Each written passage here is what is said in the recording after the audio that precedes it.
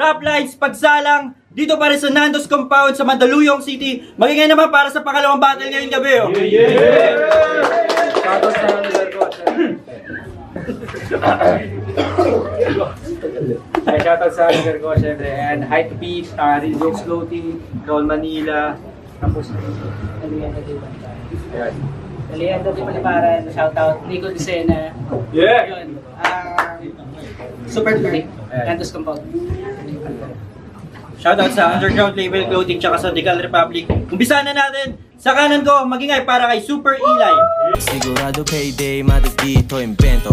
Nasa school ni JJ, kilalang kusinero. Walang matawag mayday dito, papareglo. Kasi di nga tayo sempe, di na tayo peno. Yun, sa kaliwa ko, magingay para kay Jael.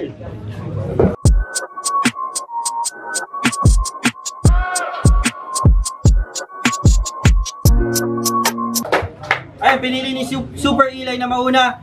First round, huwag tayo maingay. Pakinggan lang natin. First round para kay Super Eli. Yo! First battle kami dapat. Bila yung rap lines, palugi na. Sobrang tagal mong dumating, yung isang lola umuwi na. Okay? Rap lines. Super Eli nga pala na walang short last time. Unang battle ko ngayong taon. That's fine, tol. Anong magagawa ko? That's life. Ang kaso sa Super Tinapat, para sa paunang battle mo sa rap lines, galingan mo na lang kumutubsa. Ngayon ako ang unang tinapat, sino ba sa amin mas gutom ha? At saktong sa pagsalang ka pa naman tinapat, kaya dapat lang nadurog ka. Game? Game! Kaso malas mo, durugista ako. Ikaw early bird pa lang. Ako kumukuha na ng pang 1 linggo, ikaw nakikipiptis ka lang. Tas ano MC name niya? Wow, Jael! What the hell? Di na ako magtataka mamaya magre-reference to ng baril. Tas pag sinearch nyo sa Google yung Jael, ang lalabas, character sa Bible. Mukhang sinadya ata ni Idol. Kaso disgrasya lang inabot kasi mga technique mo ay nalaman ko.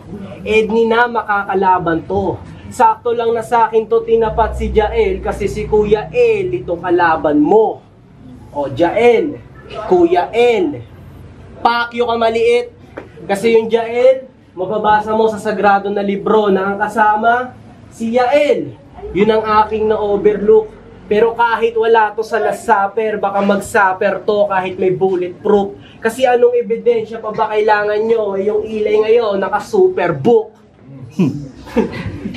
Tulungan mo magsimula muli. Kaso isa kang loser, dude. Umasta ka pang mahanay ka sa mga gods. Fuck that, man. Magtitito ka na. Gumugusto pa to maging santo. Bakit, Jael? Ninyo ka ba? Naganda pa naman ako ng super. Typhoon lang pala yung dilubyong dala ng El Dito Aba. Astang signal number 3 ang threat. Ang kaso yun Palawan. Gago El Nido ka pa. O El Nido ka pa. Cause he needs some milk. O bata ka pa. Pero kung sakali may magtanong kung ba't yung mga anghel ko puro pangalan niya, tas pinangalandakan pa, nasa Bible may kaanan siya, tong proud Christian nasa linya ko, binabata lang, aba malilintikan aba. Ngayon malilintikan aba. Kasi para maging ganap na yung pangalan mo, mamen, dito sa unang battle mo, Jael, bibinyagan ka na! Time, galingan mo, motherfucker. Galingan mo, tol. First one, para kay Jael. Boss, bakit naman ganito? Unang pagsala ko palang tinapatan nyo na dito ko lang may sinto. Pero salamat pa rin sa pagbukas sa akin ng pinto. Kasi aminado, 2 taon, sa larangan ay hinto. Pero di na kailangan magpagpag, di naman kinakalawang ng ginto. Kaya round 1 game! Super Eli. Sobrang high. Super, sobra. Eli means high. Super, sobra. Eli means high. Yung pangalan pa lang, alam mo nang tanganagay. Kasi Eli means God. Eli means God. Pero alang-alay ka lang ng Diyos. Sunod-sunura sa kanyang utos, turi mo sa kanya ay boss. Kaya pangalan pa lang, alam mo na kung sino sa atin ang lamang sa puntos. Ako si Adam, ang unang tumalo sa Diyos. O tumalo, ba gusto nyo i-match up yung Diyos? Tumalo sa Diyos.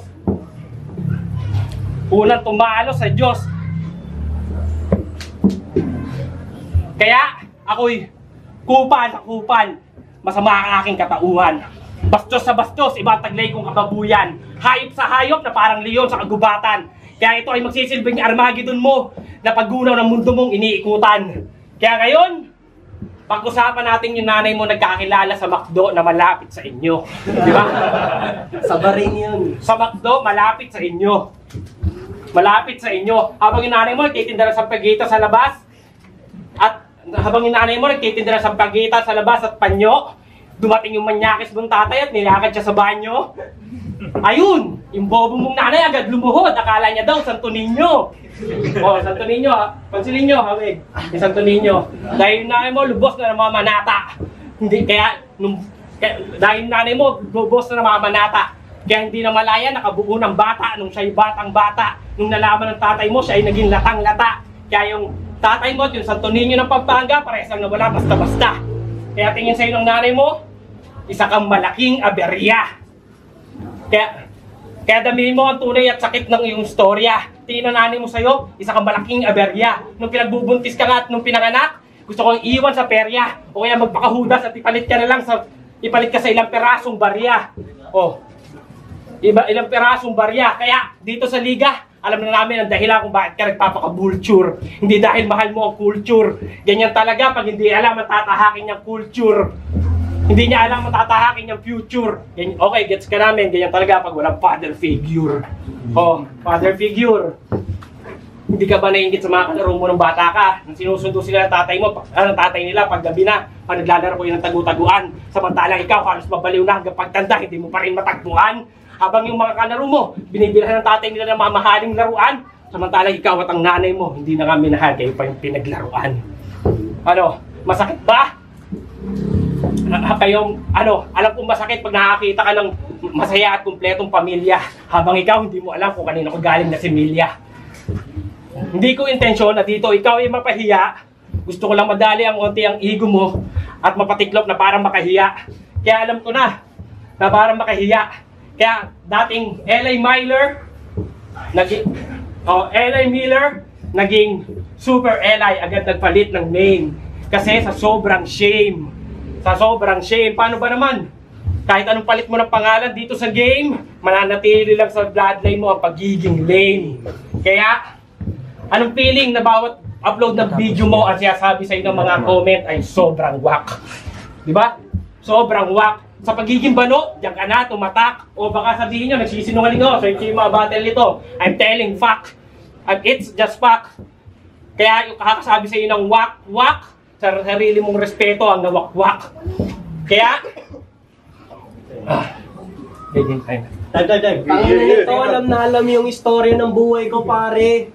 Kamukha mo pa naman yung stepfather ko dati.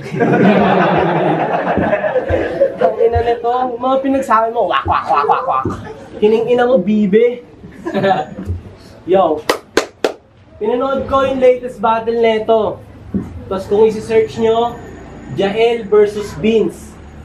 Tapos yung pangalan ng liga, Himagsikan Battle League. Himagsikan, di ba ang meaning ng himagsikan? Revolusyon. O gumawa ka ng aksyon laban sa gobyerno. Tama? Ang kaso puta, para di nyo man lang inisip na baka kayo mayari.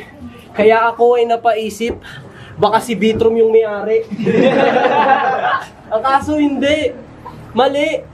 Tas kung makapag-spit pa siya doon, galit na galit, akala mo si King Kong na minomolestya.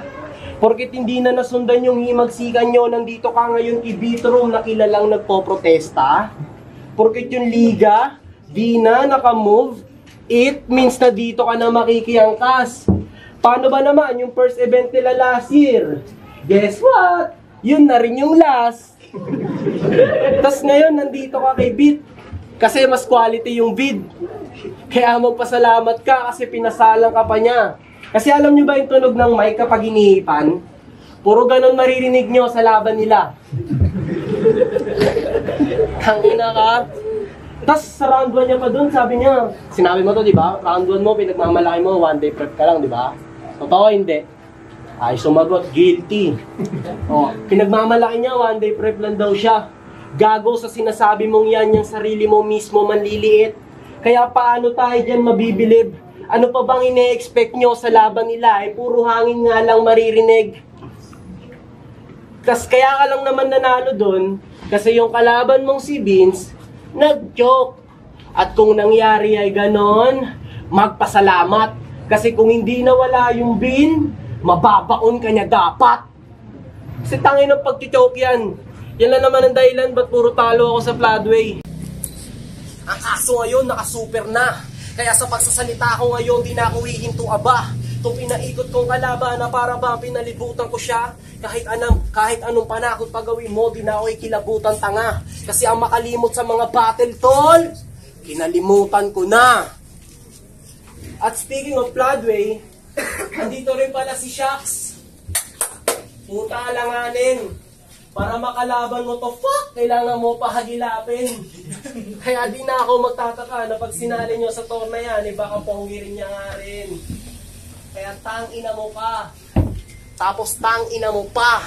Kasi nandito na ang poke ng ina, nagbabalik na. Ang pinakamalakas sa lahat, ang pinalakas pa. Hindi man super sayang, pero super todo.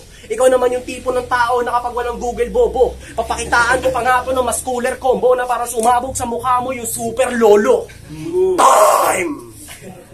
Panis, galingan mo, bitch. Ay, second round para... Galingan mo, tol, galingan mo. Round 2. Round 2 game. Etong alay, magsisilbing alay, panigurado babagsak sa aking kamay. Kahit magtawag ng alay o magdasal kay alay, panigurado sa akin to patay. Tandad, katay-katay, panay-panay, walang sablay hanggang maging kutay-kutay. Ganyan ang sasapitin pag di sapat ang binigay sa waray-wara. Pero hindi pa ako dyan makukontento. Kukunin ko yung katawan mo at sa drop ko isisimento. Para mas matibay, kukuha ko ng buhangin galing pang Ehipto. Para maranasan mo naman maging konkreto. Kasi real talk, pag-construct ko ng line, parang writing book ng bata, linya putol-putol. Kung mag-spit, sakit sa tenga, parang asong tahol ng tahol. Yung rounds, ang kalat.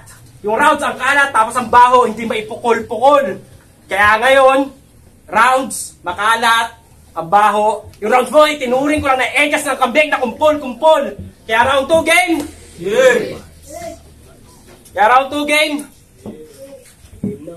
Kaya ngayon round 2, pag-usapan natin ang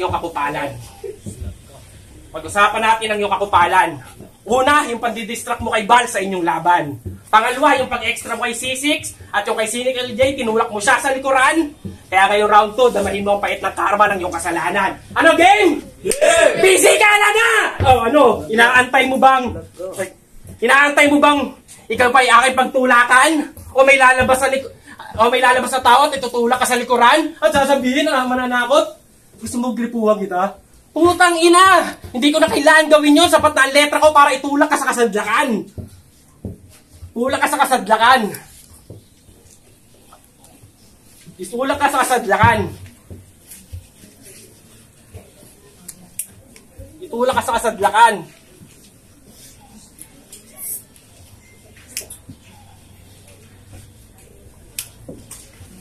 Ay, last round para kay Super Eli. Itulak ka sa kasadlakan. Tangina mo, umuwi ka na ng Ulaguna. Kung ina mo, tanga-tanga mo, ngayop ka. Gago tol, yung mga ganyang porte mo tol, kung ako sa'yo pre, sali ka munang wawawin, mga ganon par. Kasi yung mga ganyang style tol, dapat mga inaano mo na yun tol, pinipractice mo muna par. Kasi kapag ganyan ka katanga tol, kagi wala kang mapupuntahan tol. Alam mo ba yung taga sa amin tol? Gago par, promise ka mukha mo yan. Okay, proud ka. Search, one time in-stalk to sa FB. Tapos pangalan niya sa Facebook, John Adams.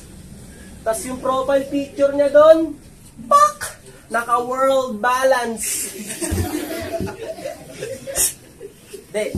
Kasi ito sa unang tingin ko sa kanya, obvious naman to, lalata naman, naliligo ka. Pero nung in-stalk kita, kiningina, akala ko, tito ka ni Nicola. Kilala mo si Nicola? Hawig mo siya. Pero de, gagawin natin pagtripan yan. Influencer yan, gagi. Sheesh! Pag-click ko dun sa isa, pak! Nagpapaawa siya sa rig. Wait, ang ina kasi nete. Pag-click ko dun sa isa, pak! Nagpapaawa siya sa bid. merong malungkot na nagkukwento. Tapos nakaganto siya dun sa bed. Legit. Gagi, grabe to ako magmukmuk. Kala ko nga pwede na siyang senda ng stars. Sesendan ko sana ng suntok. Tangina ka. Kaya napakomment ako doon sa isang video niya. Sabi ko, nag-PM ako kaya pinagbumura kita. Tangina nito. Pero panoorin nyo na lang. Kung gusto nyo pa, i-legit check.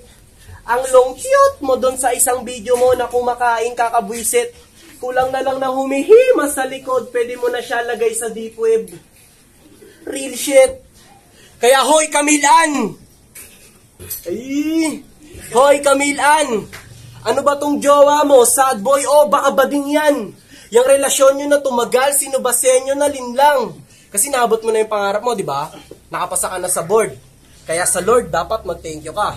Kaso yung jowa mo dito, panay gawa ng video na puro invento, kala mo na wrong sense siya. Kaya sana lang kami, like content ka. Sa asawa mo na kontento na sa pagko-content niya. Pero kung tanggap mo rin naman, pero kung tanggap mo to, pero kung mapikon ka dito kay Jan, huwag ka na magdalawang isip, pasaksak to. Mapabidyo niya, ora palatang nagkakalat lang to. Sana pag nagkaanak kayo, tang ina mo, yung sanggol malaglag mo. Para naman hindi niya na makita yung mga video mo na balagbag bro. Kasi wala naman ni katiting na mapupulot. Yung oras mo pa nga malamang masasayang din. Kaya Camille, ba't di mo maturuan tong asawa mo na balimbing? Na pag gumawa ng content, dapat may konting aral. Sa kanya di mo na pangaral. Puta, teacher ka pa naman din. Pero kung taste mo rin yung mga ganyan, at trip mo talaga si Adam mo pangasawa at yung apelido niya dalhin, mali yan, mali ka. Kasi pag dumating yung panahon na makuha mo yung apelido niya at maging Camille Ann Lavinia, yun na rin ang pagsisimula ng mga panahon ng gabi ng Lavinia. Time, last round para kay Jael. Game, round 3 game. Itong rap battle ay parang malaking karagatan. Samantala ikaw ay parang pobreng mangingisda, nakakaharap ng big fish kung saan ang umabot na nayon. Di mo na malayan, dinala ka ng daluyong kung nasan ka man ngayon, na di mo pansin na may nagbabadyang malaking alon na handa kang buhay na malamon. Pero dito, hindi ako Kraken o Sea Monster. Pwede ring, dito hindi ako Kraken o Sea Monster. Ako'y masamang Poseidon, dahil ako'y tsunami disaster. Pwede ring Ares, God of War, or the Destroyer. Pwede ring Hades, the King of Underground o the Crown Bearer. Samantalang ikaw, tingin ko sa'yo, isang maliit na Tartarus. Sa Greek mythology, pinakamababa ang antas. Samantalang katapat mo, ngayon, Diyos, isa sa pinakamataas. Kaya sa puot ko, panigurado, hindi ka makakatakas na parang bilanggo ng Alcatraz o bilanggo. Diba? Ikaw ay bilanggo ng masalimuot na kahapon. Hindi mo na malayan, sarili mo kinulong sa kwadradong kahon. Kaya, at pagkatapos pag may nasilayan ka pang onting liwanag, ako na mismo magtatabon. Hindi mo na malayan, sa ilang segundo, buhay na kitang binaon. Binaon. Ako na mismo sa kabilang buhay ang nagtitid sa'yo. Ako na mismo sa kabilang buhay ang naghatid sa'yo. Langit at impyerno, wala talagang purgatorio. Pero pag tinanong ka ni San Pedro, anong ginawa mong mabuti sa ibayo? Di ba wala? Kaya diretso sa kaharian ng apoy, dahil ang mga kasalanan katulad mo doon nakadisenyo. Pero sige, sabihin mo kung na lang lahat ng sinabi ko'y kabulaanan. Kainin mo lang yung tanggap na, kainin mo lang yung gustong i-digest ng iyong katawan. Sige, sabihin mo na ako, ito'y puro kabulaanan. Inumin mo lang yung gusto mong i-digest ng iyong katawan. Pero hindi ito mawawaglit sa iyong isipan na mapunta ka sa impyerno, maaaring mangyayari sa kasalukuyan. Kasi alam ko, mapait ang katotohanan, pero maaaring maging lunas ng kinabukasan. Kaya, hanggat hindi pa huli ang lahat, magbago ka. Magbago ang iyong katauhan. Baguhin mo ang iyong katauhan. Baguhin mo ang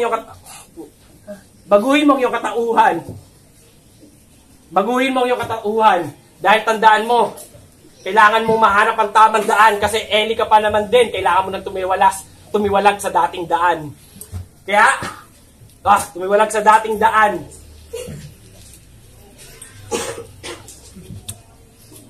Time. Pag-ingay para kay Jael tsaka kay Super Eli. So, rap lines pagsalang dito para sa Nando's Compound sa Mandaluyong City. Mag-ingay ulit para kay Jael tsaka kay Super Eli. Boto na kurado, 3-0 para kay Super Eli. Shoutout muna sa kasama ko, yung Boss Jonathan, sa mga kapasahin dito sa Mandaluyong, galing pa amin Tondo. Siyempre sa mga tropa ko sa DRK, kay Tags Rafael, tsaka kay BNG, kay Vince, kay Relby. Yan, lang yun na. Shoutout. Pasensya na, hindi nakapaganda dahil doon. Shoutout sa scammer ng scam sa akin. 32 ngayon, mahanap ka rin namin. Cypress ka akin. Binoto ko si Super Eli round 1 and round 2. Round 3 binigyan ko ng tie. Mas malinis yung performance ni Jael sa round 3. Pero dito mas nagustuhan ko yung mga punto angles ng Super Eli round 3 kahit na sloppy yung performance nito. Marami siya mga nakalimutan niya. Pero hindi naman ng tayo round 3. Round 1 and 2 malinis ko ni Super Eli. Yo, Blitzen, round 1, binoto ko si Eli. Pero nagtitista kasi siya, so parang pwede rin tayo na lang yun. Tapos sa 2, na-choke si Jael, so Eli. Tapos sa 3, Eli ulit. So Eli, tayo. Dennis, pero ako mga autos full of all 3 rounds pwede mo talaga siya bigay kay Super Eli. Malinaw naman siya dahil nga sa mga choke, pero yun nga nandi-distract kasi siya, so parang hindi siya nagiging maganda tignan na pakiramdam ko, pwede kasi siyang minus sa mga ganung bagay. Tapos feeling ko kung yung nakalaban niya is malakas talaga, tapos nagtagpo sila na ginagawa niya yun, feel ko pwede pa siyang matalo sa sa pandi-distract niya. Kasi para sa akin, okay, pasok yung mga linya niya, pero para sa akin hindi naman siya ganun kalakas para sa karakter niya. Dapat hindi siya ganun kakupal. Or pwede naman niya gawin yung kakupalan na yan during lines niya, pero sana bigyan niya ng pagkakataon yung kalaban niya kasi nasisira yung battle, nawawala yung kalaban.